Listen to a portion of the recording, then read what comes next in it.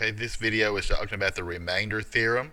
This goes along with the study of synthetic division and polynomial functions. The remainder theorem says if a polynomial f of x is divided by x minus k, the remainder is equal to f of k. So f of k means plugging k into the function and working it out. If we do synthetic division instead and divide by x minus k, the remainder that you get is the same thing as if you were to evaluate the function at f of k. Let's look at a couple of examples of this.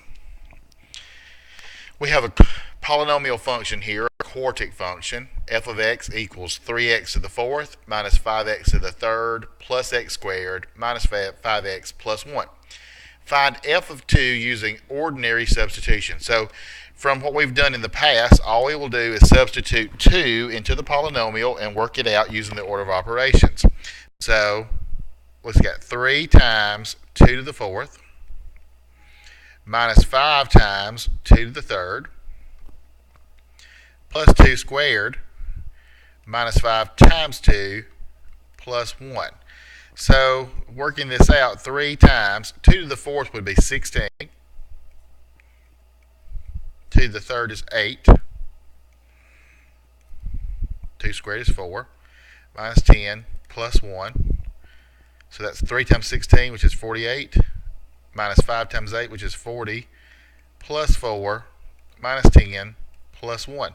So going from left to right, 48 minus 40 would be 8. 8 plus 4 is 12. 12 minus 10 would be 2. And 2 plus 1 would give me 3. So just doing the ordinary substitution, we find that f of 2 is equal to 3.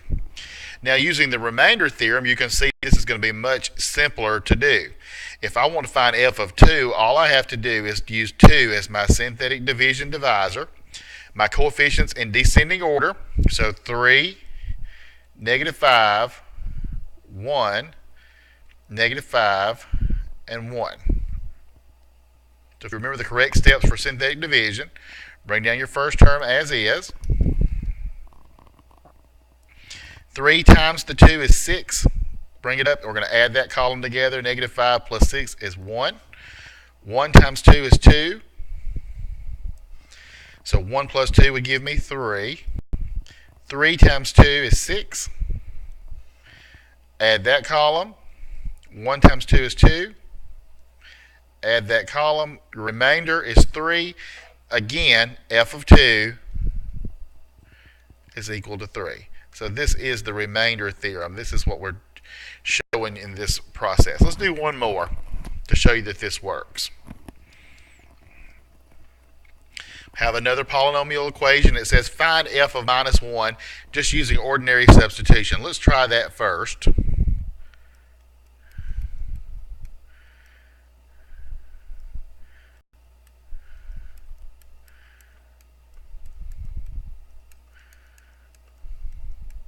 Okay, so negative 1 to the fifth is still negative 1, but the negative out front there is going to make it positive 1. So minus 5 times negative 1 squared would just be 1.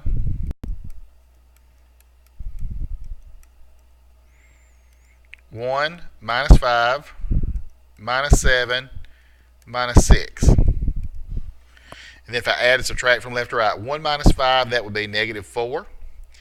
Negative 4 minus 7 is negative 11.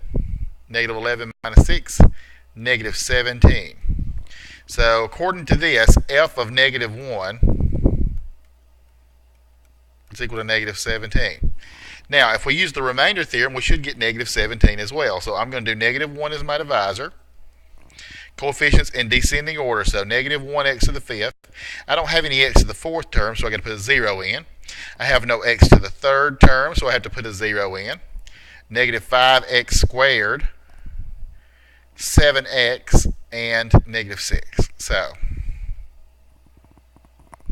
running the synthetic division now, we would get negative 1. Negative 1 times negative 1 is 1.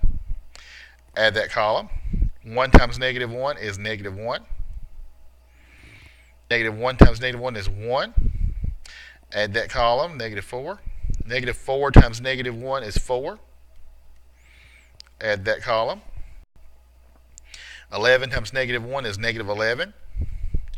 So if I add that column, I get negative 17. And sure enough, f of negative 1